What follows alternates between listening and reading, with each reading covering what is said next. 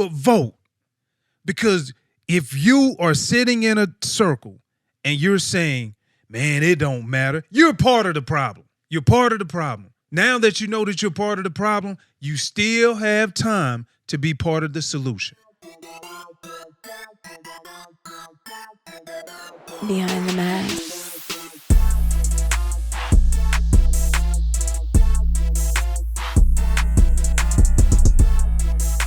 What's up, bruh? What's good, family? Another day in paradise. You know what it is. You damn right I know what it is. You know what I mean? It's that time of the year. Yeah, man. And what time of the year is that?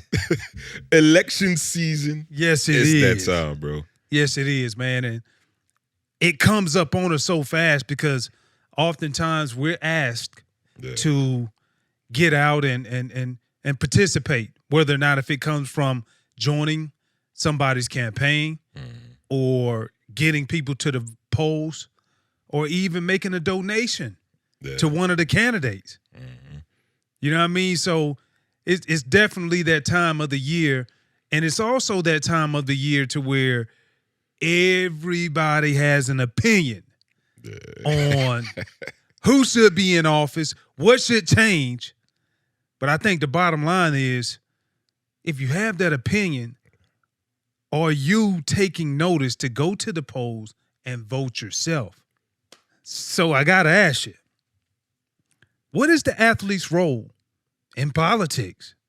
Yeah, man. We definitely have a lot of influence, a lot of reach. You know what I mean? People, like you said, candidates, they damn near recruit us because we have that influence. Yeah. Like it or not, like we have people that kind of follow our lead, not necessarily followers, but follow our lead in terms of our opinions, our families, our children, our media community. So I think when people look at athletes or entertainers for that matter, it's an attractive get if you can actually partner with a certain candidate because they know, this person has some influence. And that's going to trickle down to the people that do vote.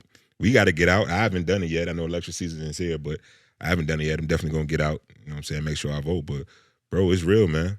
Yeah, and, you know, the thing that what makes it more interesting is typically when we grew up, you would see people more so who are in politics, like that was their lifelong dream. Like that's a passion calling for them. Yeah. And now you see even more people who are in politics, that's not necessarily was their first order of business, meaning their first passion. Facts. You know, I go back to, oh my God, dating myself right now, but it's beautiful because I'm here to still talk about it. Going back to Ronald Reagan. He was an actor. Yeah. Started off as an actor. He started off as an actor. Bill Bradley, Jesse Ventura, Arnold Schwarzenegger. You know, you look at all of these guys, Tommy Tuberville, Herschel Walker, definitely got something coming down the pipeline. Stay tuned. Don't have enough time for it today. But when you look at all of these guys, man, it's surprising. I wouldn't even say so much surprising, but it goes to show you, man, like you don't necessarily have to fit inside of a box in order to do what you really want to do if that passion is calling you. Yeah, and one of the people that I think about in most recent history, besides from Herschel Walker, is Donald Trump. I mean, the way he ran his campaign, coming off of being this businessman and being on reality TV, etc. He already had a following, so it was easy to transition. And I think the point of that is that people often look at athletes and say, okay, when we support a candidate or we back a candidate, they think like, you know what? Nah, if I don't agree with that particular candidate, this athlete shouldn't be doing that. This entertainer shouldn't be doing that. But the fact of the matter is we're all different. We all have our different beliefs, the things that mean the most to us. It kind of sucks because it's like, all right, we want to vocally put out who we're campaigning, who we're backing. But the reality is it ain't nobody's business. You know what I'm saying? Whoever. That's why when you go to the polls and everything, they got the booths up there so can't nobody see who you know they got the booths up there. You up there, you trying to look and cop somebody vote? I ain't copying it, you know what I'm saying? I know what I'm doing, but I'm just, I done voted with Ty before. He was next to me, look over, see if he doing anything. But but it's real. We're often tasked with people valuing our opinion. We said this on a previous episode. People value your opinion unless they don't agree with it. Mm-hmm. Then they don't value it anymore. You know what I mean? Right, wrong, indifferent, Democrat, Republican, independent. For me, I think the main thing is getting out there and supporting somebody. You know what I mean? Because we all have an influence. We all have a say. We all have a right. So it's really among us to get out there and support. Yeah, and you talk about the opinions, but your opinions come at a cost. Fact. For when you share what you believe in. Yeah. And right, it's I don't think it necessarily has to be public knowledge unless if you want somebody to know, but your opinions come at a cost. Yeah. And for me, I think of even going back to, just going back to when we were playing inside of the locker room, and I remember you're so focused in the grind. Wednesday long work day, Thursday long work day, and those are the typical days that the media usually come to you and they want to talk. And I remember during election season, they came up to several of us and they was just asking questions about just from a political standpoint. Mm-hmm. And I remember guys being afraid, and not even so much them, but I'm just saying me, it was like, well, you asking me something that I'm really not well versed in just because I haven't read what you've been reading. Yeah. Just because my focus was there. And so, it brings the question, because I don't know what went on in your locker room, but it brings the question to,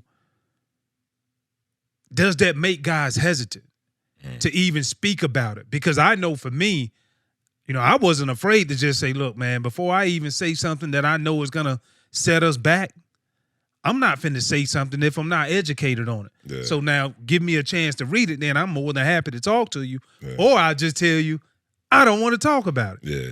You know what I mean? But do you think that went on across? How often do you think that went on across, or have you ever even felt that? I think the one time that we really talked about politics back when I played was when Barack Obama became the president.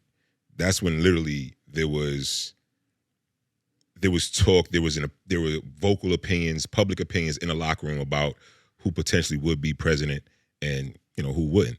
So I remember three of my guys back when I was with the Jags that were really versed in politics. Tony Pastros, offensive lineman, Uche Nwaneri, another offensive lineman, and Fred Taylor, franchise. So we went in the training room, and day in, day out, there were different conversations about politics, about what would happen if this person won, what would happen if this person won. And Pastors used to always say, why would you vote Democrat when they want to raise taxes and take your money, da-da-da-da. Traditionally, Republicans cut taxes, right? And he's like, we all rich in here. We all making hundreds of thousands to millions of dollars. You want to keep as much money as you possibly can. Why would you vote for somebody else that is campaigning against that, right? And again, just like you said, the lack of knowledge of what each candidate is campaigning on is something that makes you hesitant to have an opinion, because you don't want to say the wrong thing. You don't want to be looked at as dumb, or he don't know what the hell he talk about. Traditionally, that's a stereotype about athletes when it comes to politics or certain things, right? So it's like you don't want to fit into that category. But for me, it was like, I looked at it, that made sense. You know what I'm saying? You want to obviously vote for the people that's going to support you, but then look at our families. Chances are we were the first millionaires in our family. And I said this multiple times. We are the ones that started the generational wealth, right? So you have other people that aren't in your tax bracket, other people that may live a different lifestyle than you, and they may vote Democrat or Republican. It doesn't matter. But if they vote a different way and you have 50 people in your family, are you really going to vote to support you, solely what you want to do?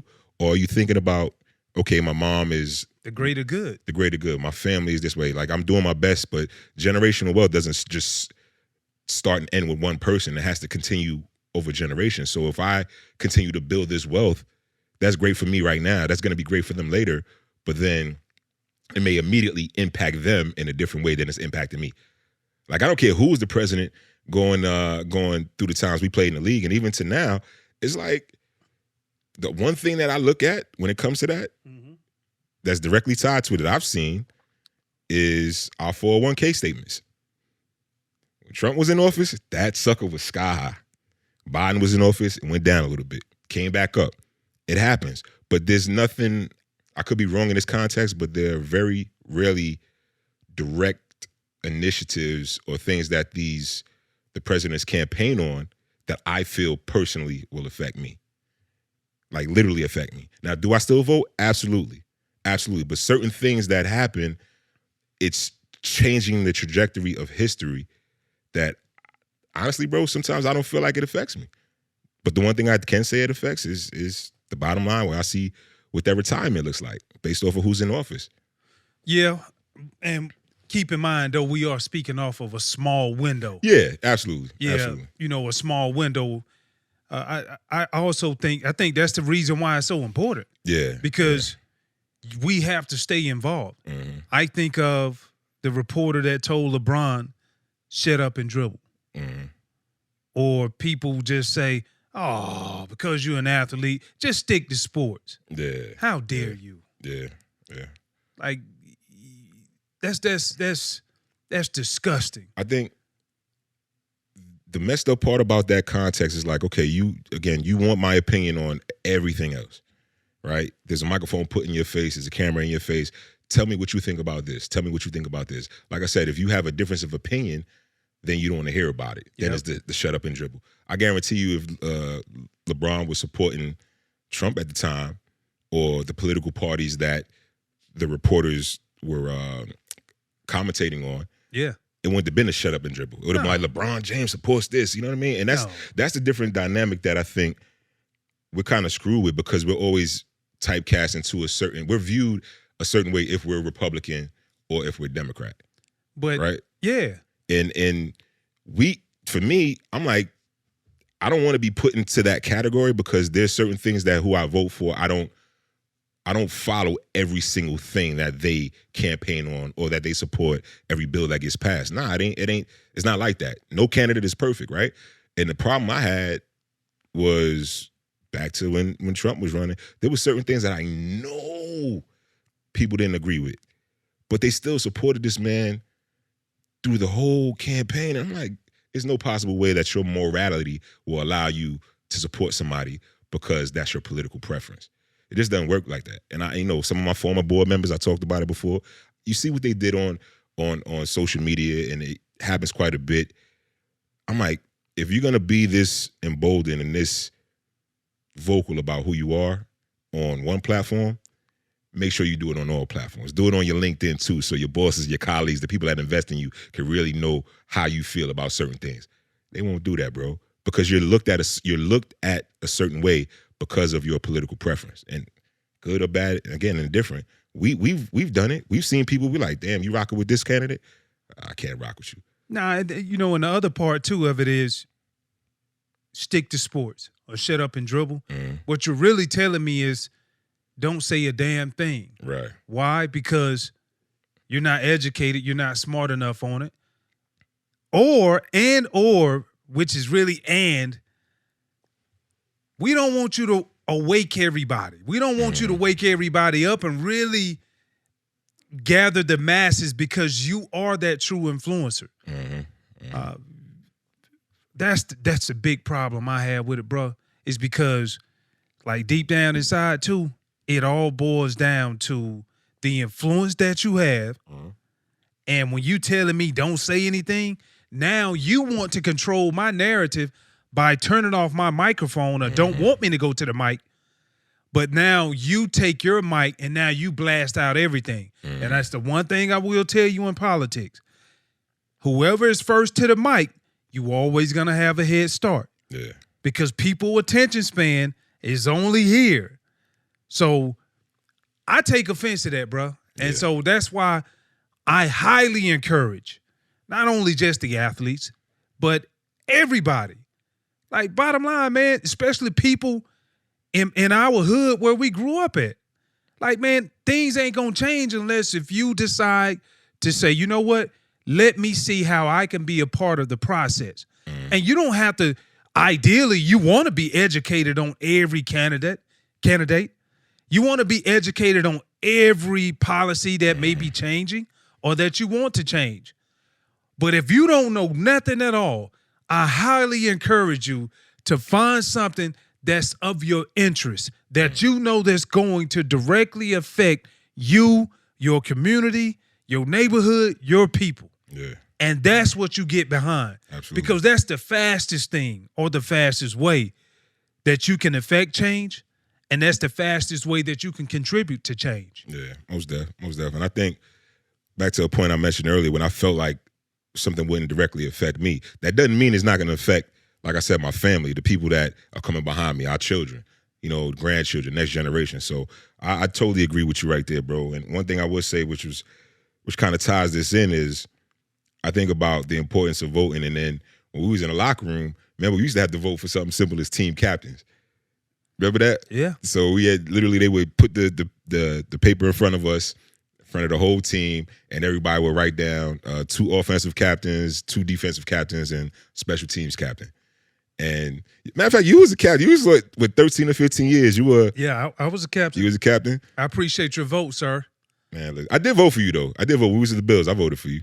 But see, it was, for me, the reason why you vote for certain people in the locker room was because of what they did on the field. Like if they was a dog or beast, you was doing your thing, all pro bowler. Clearly you one of the leaders on the defense, you know what I'm saying? So you galvanize the team. Yeah, I'm going to listen to what you have to say. But there were sometimes where people were voted captains, and I ain't, I ain't throwing nobody under the bus. Well, I was like, yo, how he get the captain? Yo, I know I ain't vote for him. I know a lot of people ain't vote for him, but if they was one of them company men that would go upstairs and, the locker room police and let the GM and the head coach know what's really going on in the locker room, they was automatically slid in there being the team captain. We like, yo, come on, bro. Ain't nobody vote for you. Yeah. So yeah. I don't know. I ain't gonna say I had many years like that. Not even a few years. But I've had a year, maybe 2. You was a company man? No. I'm saying to where I've seen like, okay, this person is the captain. You like, man, I know this much. Man, come on. Coach, you over here damn cooking the books. Yeah, man. Hands down, man. That's how it is, though. And I think it transitions to the same thing in life. Like, why? For instance, you were, again, 13 out of 15 years, right? So team captain is like the highest thing you can be bestowed by your peers, unless you get voted by MVP at the end of the year by your peers. But team captain going into the season is the highest award you can get voted to by your peers, right? So for you, now you the politician, why do you think 13 out of 15 years in the NFL, Takeo Spikes was the team captain?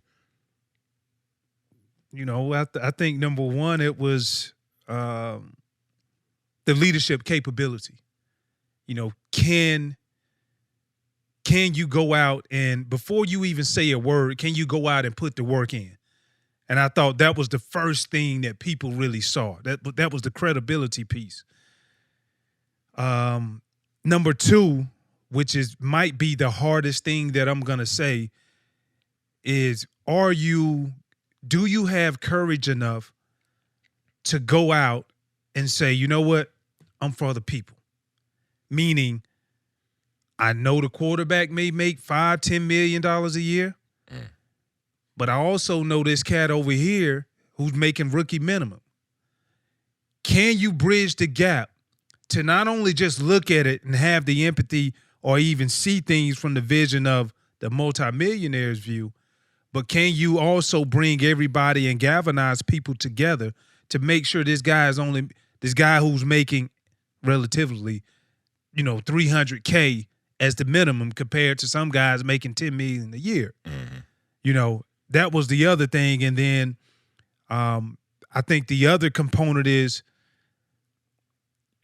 we just to kind of the parallels. You look at real candidates, what have you done for the community?